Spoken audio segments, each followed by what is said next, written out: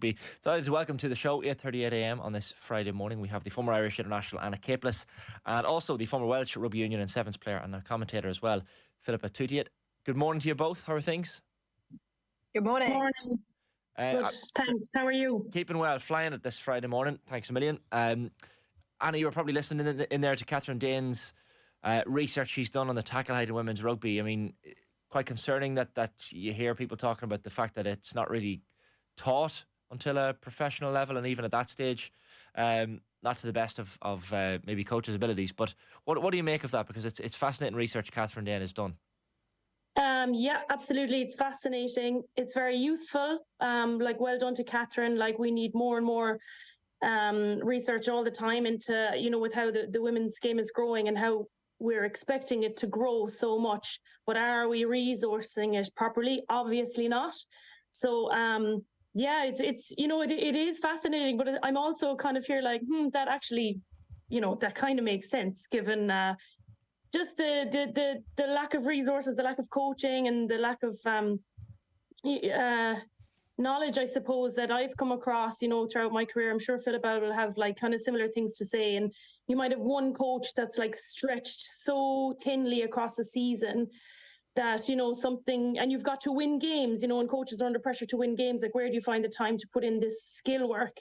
When I think of the opportunities that, schoolboys have had, in the last however many hundreds of years in Ireland, schoolboys rugby, and how good their resources are in terms of skills coaching, gym work. I remember there was an explosion of neck work all of a sudden, because obviously this message went out our necks need to be stronger. So bang, we were all doing these banded neck movement, very kind of suddenly everybody was doing them, not just the front rows, for example, because this how strong your neck is in contact can save your obviously can save your head or whatever. But that was just something that came. I never did any of that earlier in my career. It's just all these things that come, oh God, we need to be doing this and this and this. So it's obviously, we're playing catch up a little bit. And it's great that Catherine's research is showing that, because it's okay, yeah, we need to look at this. Philippa, what are your views on this? Because it's a topic that has been, I guess, paramount in women's rugby for quite some time. Yeah, absolutely. And we're seeing now the initiatives from World Rugby with the smart gum shields implemented in the men's game. They're also now implemented in the women's game, which is really good, because I don't know whether you found this in the men's Six Nations, but sometimes you saw players being taken off the field and the commentator would say, oh, there's been an alert on the mouth guard. So it measures the impact. And if it's of a severity, that they'll take that player off and check them. And I honestly couldn't even see where the collision had happened. That's the reality of rugby. It's not just the big hits that you see in slow-mo. There's so much going on, especially in the bottom of the rucks and things like that. So it's great to see this now being implemented in the women's game. And you have to acknowledge that as much as it's great to do research on the men's and try and apply some of that data, men and women are completely different. From the simple basics of the circumference of the neck, which is the main strength and stops, say, the whiplash and things like that in concussion.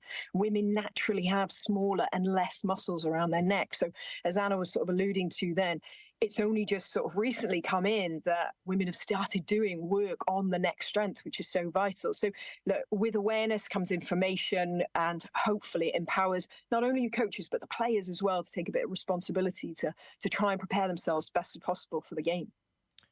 Were you taught tackling techniques properly growing up, Philippa, or through your amateur? Yeah, I'm afraid to say I went for my first training session at university on a Wednesday, and I played on a Sunday.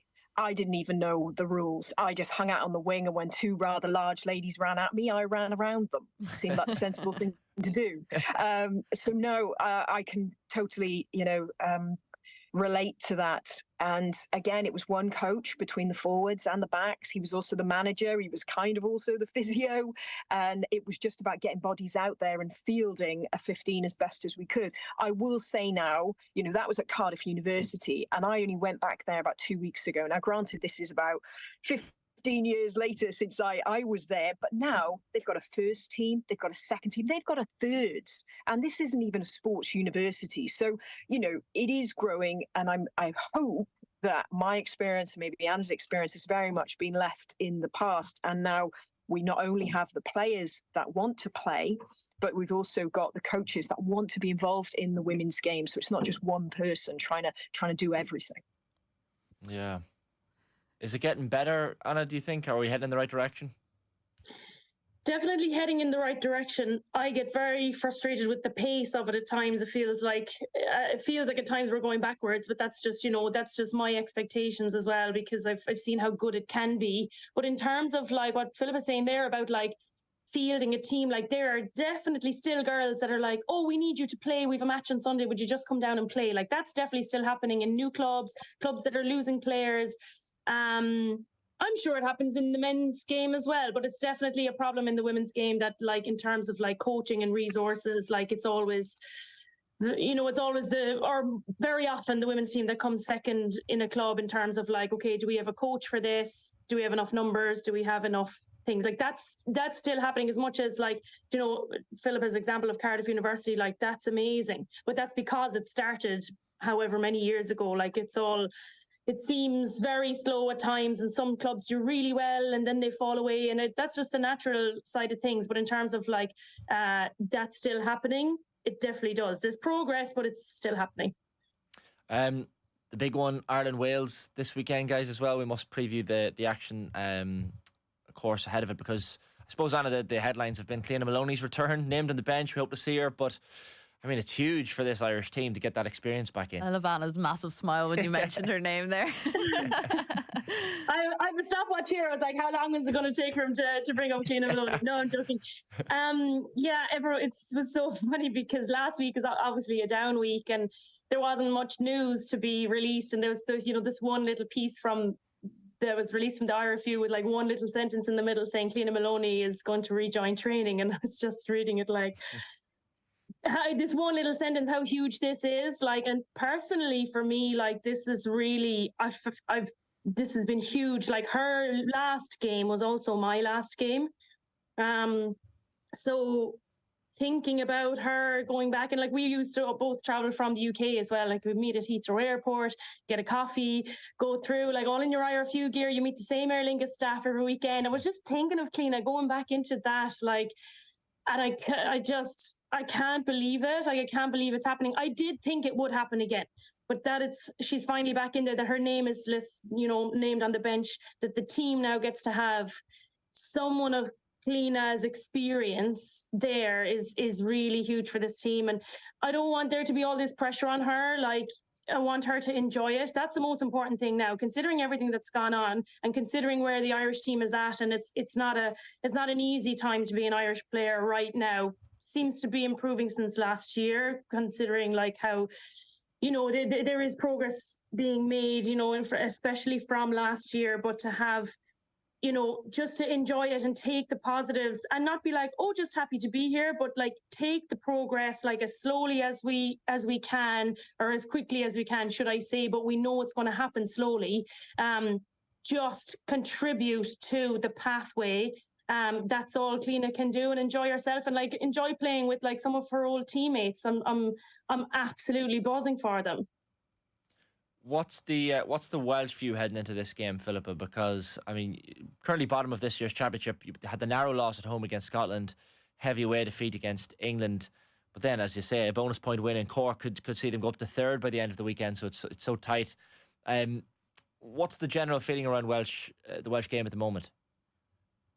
Yeah, it's been a frustrating campaign. I think every year since the girls went professional, and this initially started out with 12 in 2022, and every year more and more girls have been turned pro. They've had more commitments from the union. Everything's just slowly built, and with it has their results. So this was a real frustration for a lot of fans. That opening game against Scotland, that was a must win, and credit to Scotland, by far the better team on the day. So needless to say, this game against Ireland is a must win, not only for, like you say, the points, the potential to come third, which means they could then qualify for the World Cup, as well as going into WXV1, the international tournament at the end of the year, really important. But also, I think, for the Welsh fans, the Welsh public, we've all got behind this team. You've got quality players. They've had a steady coach and a coach that is committed through to the next World Cup. Kind of all the little boxes have been ticked. So this is a must win. This is what the fans, the public will expect and demand now of a team that is fully professional, been into a professional cycle for the best part of 3 years. And they've got the quality to do it. I think maybe they took Scotland a little bit for granted and didn't quite bring their best game. But there was one good thing is there was certainly a lift in their performance against England. I know it was a strong scoreline. England put 48 points on them. That sounds huge. But actually, you look at previous games, and Wales were in it. I mean, Wales scored against them, and Wales had multiple chances to score against England. They just weren't quite clinical enough. So, look, I think they've learned some really harsh lessons, and I think they should be coming to Ireland with some confidence. I'm not going to lie, as a rugby fan, I love seeing Cliodhna Moloney back in it. As a Welsh fan, I wish she could have waited till next weekend, but never mind. But no, I think it's going to be, I think it's the potential to be a good game because Ireland have been building as well, you know? Anna, Ireland have had a couple of weeks now to linger on that Italy result, and they were so close to getting some points on the board. It was scrappy at times. It wasn't particularly beautiful rugby or anything, but a definite improvement in what we have seen from previous years. Is the weekend a must win for them in the context of cementing that growth? I don't think it's, of course they'll want to win, and of course they'll believe that they can in that, you know, the performance against France, like their defense was good, whereas their attack didn't exist so much. And then moving into Italy, you know, the defense kind of fell away while they kind of built their attack a little bit more. If you can kind of put those jigsaw pieces together and just obviously going, you know, back over the last 2 weeks, like work on all those parts together, which you obviously will. I feel like I haven't seen them perform at their best. That's what I want to see. I think it's a bit naive to go in and be like, oh yeah, we'll take Wales, like if we play at our best. I think that hangs on Wales. I think if Wales continue this kind of like wobbly form that they've had, they're there for the taking. But if Wales, who are really desperate to put in a performance here, because as Philippa says, like this is must win for them, they'll either take that frustration and, you know, use it to their advantage, or they'll let it get to them, and Ireland will begin to be able to, like, you know, get into those cracks in the Welsh attack, the Welsh defence. Like Wales are so strong. God, playing Wales is such a physical. It's going to be massively physical. If Ireland are prepared for that, like, and they are able to like rattle Wales, there's an opportunity there. But what I really want to see, I want to see kind of bigger impacts in defence. Like I found versus Italy, like their defence is very well organised, but then they weren't coming off the line. You know, getting up in the Welsh face, like trying to shut down. You know, there's a young 10 there. Like, how much can they shut down what she's trying to create? How much can they like close off like spaces outside and not get sucked in? You know, counting on one-on-one tackles is really important here, because you can't get sucked in the middle by one missed tackle, two missed tackles, and all of a sudden we start to you know, like crowd the middle of the pitch and leave the spaces out wide. That can't happen. They need to make their one-on-one tackles, which is improving all the time, but also just getting up off the line. Like if they can do that, I don't think a win is going to be like exactly what's needed. I think a big performance, a losing bonus point would be great, but it's not off the cards. A win isn't off the cards, like I said, and that I think that hangs on Wales. That was interesting, Philippa, what you said a moment ago about obviously the movement and transition to the professional game in the last number of years for Wales. Because as soon as that happens, everyone automatically expects results to improve. But it does, as you say, add a little bit of pressure as well, because all of a sudden results are expected and demanded a bit. Yeah, and you know what? I've spoken to the girls in camp, and they kind of love that they are expected to win, because trust me, I've been involved in an era where no one expected us to win, and that is not what you want. You want that pressure. You want people to be, to a certain extent, disappointed when you know you haven't done as well as you could. You know, there's a loss when you're completely outplayed. That's hard to take, but a loss when you know you can play better, that's even harder. And I think that's where the girls are. And, you know, this is the first time in this professional era where they've had that pressure. Before, it's been very much, great, okay, give the girls this, okay, now just do what you can with it, because we know you're in the early stages. And then the second year, okay, a few more players, all right, but you're not all together at the same time. Just do what you can. And they've sort of grown with that, kind of being almost the professional underdogs, if you will. Whereas now, they're not the underdogs. They're professional. They're getting all the support that they've asked for. Granted, there's still more work to be done, as there ever is in women's sport, but they have everything they need to perform to the best of their ability. So for them now, it's let's see how you respond. And this is a true sort of a true account of them as individuals and their culture as a team as to how they respond to this pressure. Where are the big areas of concern for you, Anna, in terms of this Irish team? I remember speaking to Alison Miller after the French game, the opening game, which wasn't a bad performance by any stretch, but the line-out issues kind of cropped up. Like, are there anything there that still concerns you ahead of the weekend? Yeah, it's the attack for me still. They're very eager to get the ball to the wings, to Bein and Parsons, obviously, who can be so damaging. But I don't think they do enough work in the middle of the park first to open up enough space for Bein to attack. So that's what worries me. And I read that again this week. They're like, oh, we need to get the ball to Bein and Katie as well, because Katie's obviously a flyer. Get the ball to them as much as we can. But if you're getting the ball to them too quickly and without having done enough work, it just kind of becomes redundant. So I just think, the responsibility on the forward pack, and like, God, we've such a brilliant back row. Coming up against the quality of the Welsh back row is going to be really exciting. But like, and huge ball carriers, and Sam Monaghan's back in there, like huge carries from like Linda. We've seen clips of what Linda produced like the last time against Wales, but like just the relentless work of the forwards to unlock what space they can for the wings is key. But that worried me. I felt like in Italy, against Italy, they were trying to do that too early, and I fear that that's kind of what they're going to get to again. If you're a forward standing there and you want to make a big carry, are you second guessing yourself because you're like, oh, maybe we need to get the ball to the wing quicker. Maybe there isn't time for this carry, but there's always time. Like if it's quick enough, if you can produce quick enough ball from a big carry, it's always a good option. And I just hope that that's instilled in the forwards, like, do your job, and then we can get the wings into the game, not coming in saying, right, we need to get to the ball to the wing, because, with a full line of defence, we can't do much with that. And I would be remiss of us to let you go and not ask about La Rochelle and Leinster at the weekend. There's been a massive impact here with Rog bringing the whole team down to Cork, and photos of them in coffee shops and taking pictures of big posters with his face on it. Has there been much of an impact on the other side of the water, or are we just getting far too invested in the Rodon O'Gara versus Leinster saga here? I think most of the excitement is coming from Cork. But French rugby is very different to Irish rugby. Like, and even I'll give you an example. Foolishly, I looked at flights after Leinster had won, direct La Rochelle to Dublin. I looked at those flights for a couple of hours. They were really cheap, and I was kicking myself. I was like, why didn't I just book it? But I had to work and stuff. I couldn't be causing it sick for more rugby. No, that was a joke.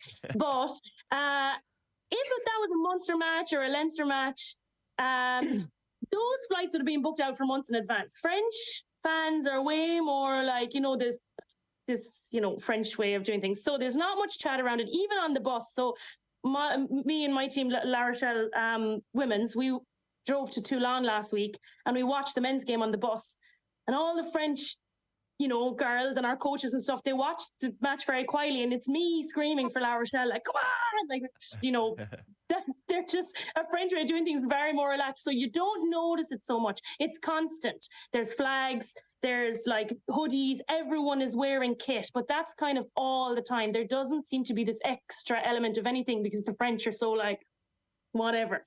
Cork is definitely way more caught up about this silently or publicly, or should I say. Yeah, but I'm very excited about it. Wouldn't be like Cork to get excited about anything. Oh, no, not at all. Not at all. Guys, very briefly, the prediction. So, in a word, Anna, who are you going with, Ireland, Wales tomorrow? I hate this part. Ireland. And Philippa, I have a feeling I know which way this is going to go. Yeah, it's going Wales, and I'm going to say Wales by 15. Oh, sorry, everyone. Okay. Sorry. I know I'm not going to be invited back now, am I? No, if you're right, we'll have you back on. We'll have you back on. Or if you're wrong, we'll have Or you if you're back wrong. on and just have a victory lap to ourselves. Either way. Anna and Philippa, thanks a million for jumping on. No All right, problem. thank you. Enjoy Have a the great game tomorrow. day.